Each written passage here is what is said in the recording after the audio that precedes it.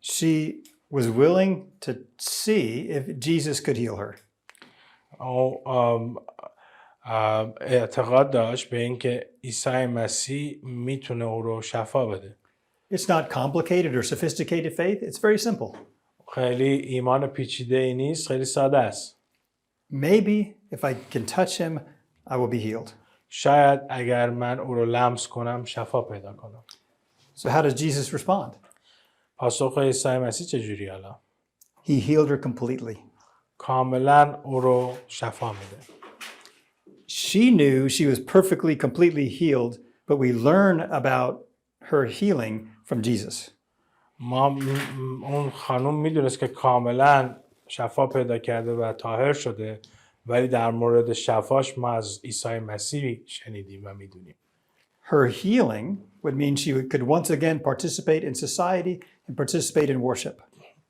شفاش به معنی این بود که دوباره میتونه تو جامعه قرار بگیره و پرستش بکنه. Her social standing could be restored. و جایگاه اجتماعیش دوباره برقرار میتونست بشه. Her physical body would be restored so she could feel whole as a woman. و از نظر فیزیکی بدنش هم شفا پیدا کرده که بتونه فکر کنه که سلامت کامل به دست آورده.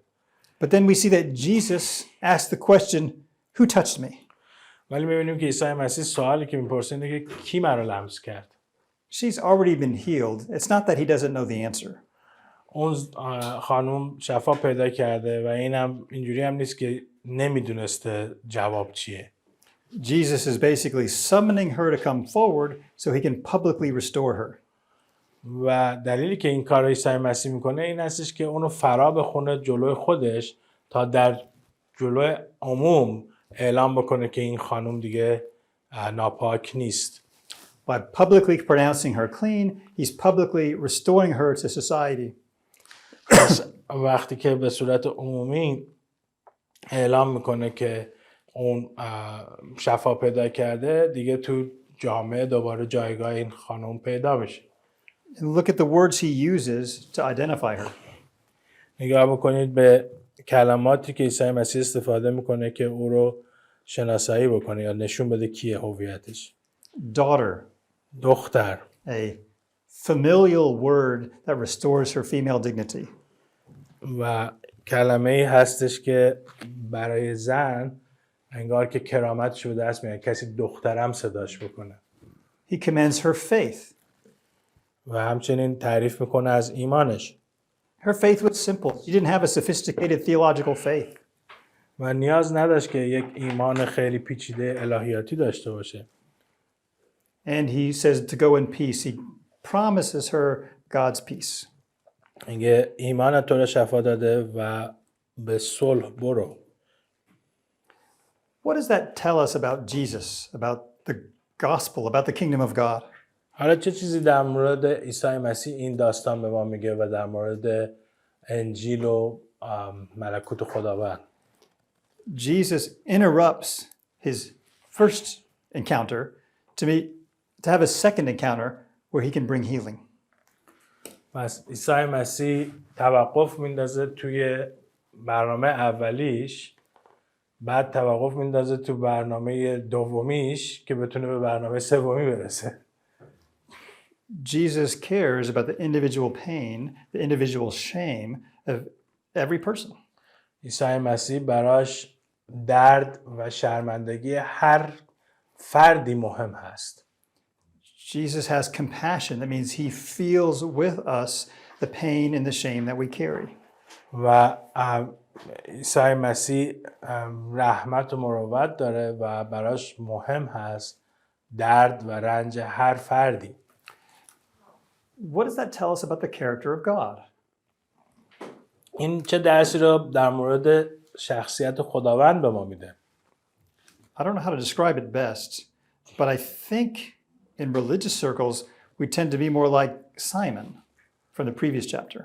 من نمیدونم چجوری اینو میشه خوب توضیح داد، ولی فکر میکنم معمولاً ما مثل اون شمعون فریسی هستیم توی رفتارمون. Religious authority is about having more power and influence and having more control. اقتدار مذهبی معمولاً ارتباط داره به قوت بیشتر داشتن و کنترل بیشتر کردن. Religious people don't behave this way with sinners and with people with diseases. آدم‌های مذهبی با آدم‌های گناهکار معمولاً اصلا اینجوری برخورد نمی‌کنن. Yet what we see in the story with Jesus is that he cares and he brings about restoration. ما اینو می‌بینیم در مورد عیسی مسیح که براش مهم هست و به دنبال شفا و احیا هستش. Even about things we don't like to talk about. حتی در مورد چیزایی که ما دوست نداریم در موردشون حرف بزنیم. There are experiences of shame and inadequacy that we certainly do not like to say out loud. تجربه‌های شرمندگی و جایی که کم آوردیم که خیلی موقع اصلا دوست نداریم به زبان بلند بیاریم و بگیم. Do we project upon God the thought that he doesn't care about those shameful things? و آیا ما به خداوند میگیم اون به اصطلاح مشکلات رو و فکر میکنیم که اون براش مهم نیست؟ Or when we think of God, do we think of someone who would restore the dignity of a woman who had been shamed for 12 years? یا وقتی که ما در مورد خداوند فکر میکنیم در مورد خدایی که بعد از 12 سال شرمندگی یک زن رو شفا داد و او رو دوباره احیا کرد. God who would say, "You are my daughter." و خداوند به اون شخص چی خواهد گفت؟ تو دختر من هستی. Or God who would say to the woman in chapter 7, that you are the example of faith, unlike this powerful religious man. یا خدایی که تو فصل 7 به اون زن میگه که تو مثال خوبی برای ایمان هستی برخلاف این رهبران مذهبی. So if we let these texts speak to us, we recognize that the character of God and the nature of God are probably different than the way we thought. پس وقتی که ما به این متون نگاه میکنیم خیلی بهتر متوجه میشیم شخصیت خداوند رو و احتمالاً خیلی بالاتر از اون چیزی که قبلا فکر میکردیم در مورد خداوند. And in Luke, we see a little more attention given to women who the world might ignore or downgrade, who he lifts up as examples. در لوقا ما میبینیم که لوقا بیشتر به مسائل زنان میپردازه که شاید تو جوامع بیشتر اونها رو پایین کشیدن و حقشون رو گرفتن. Then after this healing event, we get back to Jairus and his daughter in the following verses. بعد از اینکه این اتفاق میفته دوباره ما برمیگردیم به یایروس و دخترش. So let's read verses 49 to 56. 49 تا 56 رو کسی بخونه. و این سخن هنوز بر زبان او بود که یکی از خانه رئیس کنیسه آمده به وی گفت دخترت مرد، دیگر استاد را زحمت مده. چون عیسی این را شنید توجه نموده به وی گفت ترسان مباش، ایمان آور و بس که شفا خواهد یافت. و چون داخل خانه شد جز پتروس و یوحنا و یعقوب و پدر و مادر دختر هیچ کس را نگذاشت که به اندرون آید. و چون همه برای او گریه و زاری می کردند او گفت گریان مباشید، نمرده بلکه خفته است. پس به او استهزا کردند چون که می دانستند که مرده است. پس او همه را بیرون کرد و دست دختر را گرفته صدا زد و گفت ای دختر برخیز. و روح او برگشت و فوراً برخاست. پس عیسی فرمود تا به وی خوراک دهند و پدر و مادر او حیران شدند. پس ایشان را فرمود که هیچ کس را از این ماجرا خبر ندهند. So we return to Jairus and we read this amazing account. وقتی میرسیم به یایروس میبینیم این موضوع خیلی فوق‌العاده رو. As we saw in verse 49, the difference between disease and death seems to be categoric.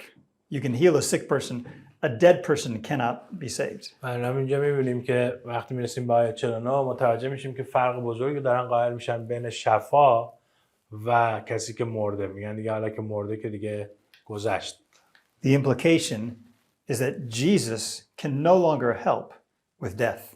و نتیجه اینه که عیسی مسیح دیگه نمیتونه با مرگ به قول معروف کاری دیگه انجام بده. This crisis is beyond resolution. Jesus is no longer necessary. حالا این فاجعه دیگه توش مثلا هیچ راه حلی وجود نداره. عیسی مسیح نمیتونه کسی که مرده رو دیگه کارش بکنه. Faith is no longer relevant because she's already dead. و ایمانم دیگه معنی نمیده به خاطر اینکه این زن دیگه دختر دیگه مرده. But what's going to happen? ولی چه اتفاقی قراره بیفته؟ Jairus has now come to the end of his faith. و یایروس حالا میاد به انتهای ایمان خودش میرسه. He believed that Jesus might be able to heal her, but once she's dead, Jairus' faith can go no farther. یایروس تا زمانی که بچهش مریض بود ایمان داشت که عیسی مسیح میتونست کاری بکنه، ولی وقتی بچهش مرد دیگه ایمانی به کار عیسی مسیح نداشت. So Jesus calls Jairus to impossible faith. پس عیسی مسیح از یایروس میخواد که یک ایمان غیر ممکن داشته باشه. Don't be afraid, only believe. نترس، فقط ایمان داشته باش. Jairus doesn't know what to do, but he follows him back to the house. و یایروس نمیدونه چی کار باید بکنه و میره دنبالش توی خونه. So if you look at the three sections of this text, you see increasing level of difficulty that Jesus is facing. و حالا وقتی اینجا میرسیم متوجه میشیم اون بسیار چالشی که عیسی مسیح باش روبرو هست. The girl has been sick for a short time, then the woman has been sick for 12 years, and now the girl is dead. دختره برای زمان کوتاهی مریض بود و زنه برای 12 سال مریض بود. حالا زنه که 12 سال مریض بود شفا پیدا کرد، دختره که یک کم مریض بود مرد. All these scenarios will increase the stakes of asking the question, who is Jesus? و حالا این سناریوها همش یک سوالی رو میاره به وجود میاره و میگه که این مسیح واقعا کیه؟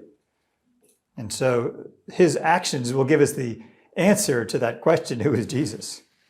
و همه اینا داره به همدیگه دست به دست هم میده که جواب بهتری بده به سوال اینکه این مسیح واقعا کی هستش.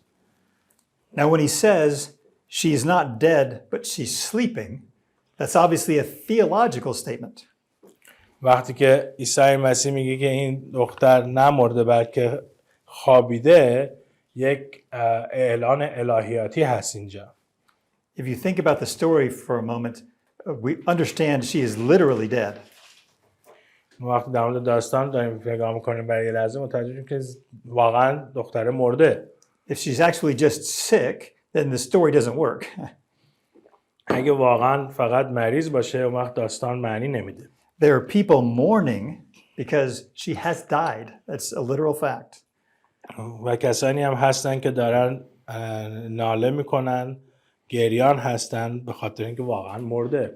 But Jesus is saying, for her death will be like sleep. و چیزی که عیسی مسیح داره میگه برای این دختر مرگش یه جوری میشه که انگار رفته بود فقط خوابیده بود. Like when someone's asleep, I will simply go wake her up. همون جوری که یه نفر میره میخوابه برای من انقدر راحته که میرم و فقط از خواب بیدارش میکنم. Which should lead us to ask the question, who has the power to wake up the dead? که ما رو باید هدایت کنه به همچین سوالی، چه کسی واقعا قدرت اینو داره که مرده رو بهش تکون بده بگه بلند شو و بلند شه از خواب. Who is this man? کیه این مرد؟ He's the author of life. نویسنده حیات. With the Father and the Spirit, he created life. با پدر و روح حیات رو اونها خودشون آفریدن. He sustains life. He gives life. اون حیات رو میده و حیات رو هم نگه میداره. So he will wake her from death, just like he will wake all of us from death on the last day. اون دختر رو از مرگ بلند میکنه، همون جوری که همه ما رو یه روز اینجوری بلند خواهد کرد. So we read that her spirit returned, she got up, and she was alive. And her parents were amazed. و ما میخونیم که نوشته روح به او برگشت، فوراً برخاست و پدر مادرش حیران شدند. People saw the presence and the work of God and marveled, which is the only proper response. و مردم دیدن حضور خداوند و کاری که خداوند میکنه و حیران شدن که این عکس العمل درست هستش. So Jesus came to create faith in us in things that we thought were impossible. عیسی مسیح اومد تا برای ما ایمان رو بیافرینه تا به چیزهای غیر ممکن ایمان داشته باشیم. Jairus came in small faith and Jesus created in him great faith. یایروس با یه ایمان خیلی کوچیک اومد حضور عیسی مسیح، ولی عیسی مسیح کاری کرد که ایمانش به مراتب بزرگتر بشه. So here we see Jesus healing not only the woman, but actually raising this little girl from the dead. ما اینجا اومدیم دیدیم که فقط عیسی مسیح شفا دیگه نمیده، بلکه از مردگان هم قیام میده. We see how Jesus creates faith in people who are around him and followers and disciples. و فهمیدیم که چجوری خداوند ایمان رو به اصطلاح میآفرینه بین شاگردان خودش. Just a few more comments. If you look at verse 56, we see his parents were amazed, but he told them not to tell anyone what had happened. وقتی به آیه 46 نگاه میکنیم می نوشته که پدر مادرشون حیران شدن، ولی عیسی مسیح میگه به هیچ کسی رو نگید. The idea there is that most people misunderstand what the Messiah will come to do. به خاطر اینه که بسیاری از مردم بینشون کج‌فهمی درست میشه که چرا اصلا عیسی مسیح اومده. They expect he will come to develop a political kingdom in the world right now in the first century. به خاطر اینکه دنبال اینن که تو الان یک پادشاهی سیاسی زمینی درست کنی در قرن اول. So he's telling them not to make public what he is doing in private because his hour has not yet come. پس در مجلس خصوصی میگه در عموم نگید من چیکار کردم چون زمانش هنوز نرسیده. So when you see Jesus talk to individuals who have been healed or even command demons, that's why he's in a sense doing it in secret. و ما میبینیم که عیسی مسیح مردم رو افراد رو شفا میده و دیوها رو اخراج میکنه و یک سری از کارهاشو به صورت خصوصی انجام میده. Another thing we see here is this implied divinity of Jesus.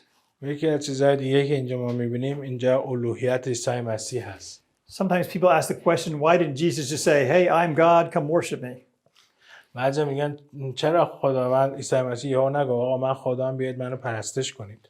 Well, there's a variety of reasons, but we see in Luke the clear implication, the clear teaching that Jesus is divine. و ما میبینیم شرایطی رو تو اناجیل که به ما این به قول معروف برداشت رو میتونه بده که عیسی مسیح خداونده. When we ask the question, who can wake the dead, the answer is only God himself. وقتی سوال از خودمون میپرسیم که کی میتونه مرده رو زنده کنه، جواب فقط اینه که خدا میتونه این کارو بکنه. So throughout the gospel, there's a variety of things that Jesus does that reveal to us he is divine, he is God himself in the flesh. پس در جای مختلفی تو اناجیل هست که کارهای عیسی مسیح میکنه که ما متوجه میشیم که الوهیت داره. Remember the story from Luke 5 about Jesus healing the paralyzed man who was lowered through the ceiling. یادتون باشه از لوقا 5 داستانی که اون مرد مفلوج رو عیسی مسیح که از بالای سقف آوردن شفا میده. First he says your sins are forgiven. اول میگه گناهان تو بخشیده شده. And then they say, who can forgive sins except God? و بعد میگن چه کسی به غیر از خداوند میتونه گناه رو ببخشه؟ And then he says, well, just so you know who I am, I will also heal him. و بعد میگه فقط بخوای بفهمی که من کی هستم، همچنین شفاش هم میدم. So when the paralyzed man is healed, Jesus is saying that shows you that I have the authority to forgive sins. پس میگه وقتی که اون آدم مفلوج شفا پیدا میکنه به شما نشون میده که من اقتدار این رو دارم که گناه رو هم ببخشم. So the rhetorical question asked by his opponents is actually answered by Jesus in a way that says, no one forgives sins except God, but God has come among you. و سوالی که از افرادی که دور و برش هستن سوالی که افراد دور برش هستن میپرسن، جوابش رو عیسی مسیح بهشون اینجوری میده: آره درست میگید، هیچ کس نمیتونه گناه رو ببخشه به غیر از خدا و حالا خداوند اومده در میان شما ساکن شده. So there are a number of these ways where Jesus' divinity are implicitly taught by the way Jesus interacts. پس اینجا رخدادهای مختلفی هستش که الوهیت عیسی مسیح به صورت ساده با ما به ما تعلیم داده میشه فقط با اعمال عیسی مسیح. So we come to the end of this section in chapter 9. رسیدیم به قسمت آخر فصل 9. Peter professes that Jesus is the Christ of God. پتروس داره میگه تو مسیح خدا هستی. So we've answered the question, who is this man? He's the Messiah. He's the Son of God. حالا سوالی که از خودمون میپرسیم این شخص کی هست؟ و جواب این هستش که مسیح هست، پسر خدا هست. But that immediately leads to questions about his mission. بلافاصله ما رو میبره به سمت سوال کردن در مورد خدماتش. Immediately after Peter confesses faith, Jesus talks about going to the cross. بلافاصله بعد از اینکه پتروس در مورد ایمانش میگه به مسیح خدایی، بلافاصله عیسی مسیح پیشگویی میکنه در مورد مرگش و صلیب. So once we know who he is, the attention begins to shift about what is his mission. Why is he going to the cross? Why will he die? پس بلافاصله که ما جواب رو درست دادیم که عیسی مسیح کی هست، اینجا تنشی که وجود داره اینه که بپرسیم چرا خدماتش چگونه است و میخواد بره روی صلیب و بمیره. And Jesus will say, I'm going to die, but anyone who would come after me must take up his cross, meaning be ready to die himself. و عیسی مسیح داره میگه که من میخوام که برم بمیرم، ولی هر کسی هم که میخواد دنبال روی من باشه باید صلیب خودش هم برداره. So that sets up a new direction for this next section that we'll look at tomorrow. و این ما رو میبره به سمت دیگری از جایی که فردا بهش نگاه خواهیم کرد. Jesus has been ministering in the north in the region of Galilee in Nazareth. عیسی مسیح تو قسمت شمالی در قسمت جلیل و ناصره داره خدمت میکنه. And now he will turn his face to go to Jerusalem. حالا صورتشو برمیگرده و به سمت اورشلیم میره. Turn his face to go to the cross where he will be executed. و میره به سمت اورشلیم، به سمت اون صلیبی که قرار هست اونجا کشته بشه. So he begins this journey to Jerusalem that we'll look at tomorrow with many different teachings and many different things that happen. و این داستانی که به سمت اورشلیم میره خودش کلی داستان و تعالیم داره که فردا با هم دیگه نگاه میکنیم.